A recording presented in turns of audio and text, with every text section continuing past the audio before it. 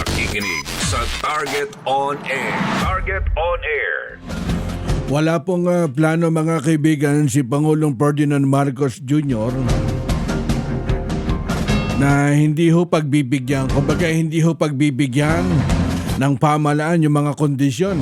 Kumbaga ang plano pala may kondisyon doon sa para sumuko sa mga otoridad. Ilang linggo na ba? Naandyan ng kapulisan dyan sa Davao City, ha? Wala pong plano mga kaibigan si President BBM regarding po dun sa regarding po dun sa kondisyon dun sa ating kapulisan sa pagsuko ni Pastor Quiboloy. Ang paliwanag po dyan ni President BBM, siyempre mawawalan po ng saysay yung mga kondisyon po ni Quiboloy dahil may mga kaso ito sa iba't ibang korte. Wala aniyang kamay ang pamahalaan na para sumunod dun sa mga kondisyon na inilalatag po ni Pastor Quiboloy mga kaibigan. Di ba? Dahil kung matatandaan nyo, sinabi po ng abogado ng Kingdom of Jesus Christ na posibleng lumutang ang pastor kung matitiyak ng pamahalaan mga kaibigan na hindi daw siya iti-turn over dun po sa Estados Unidos. Ayon, kumbagay nakikipagdialogo na yung kanyang mga legal counsel.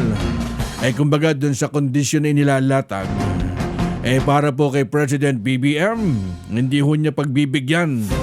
Hindi ho pagbibigyan po ng pamahalaan yung mga kondisyon ni Pastor Apollo Quiboloy mga kaibigan dahil ang paliwanag po dyan ng kanyang mga legal counsel ng Kingdom of Jesus Christ na posibleng lumutang ang pastor kung matitiyak dun sa pamahalaan mga kaibigan na hindi ho siya iti-turn over dyan sa Estados Unidos.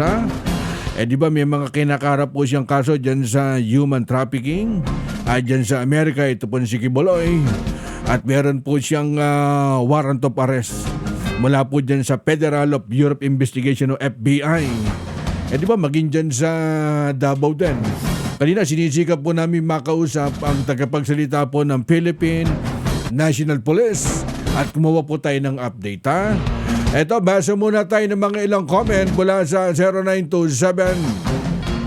0927-861-1921. Ba't hindi na lang sumuko Karex at makipagtulungan sa gobyerno at harapin po yung kanyang kaso at ipaliwanag.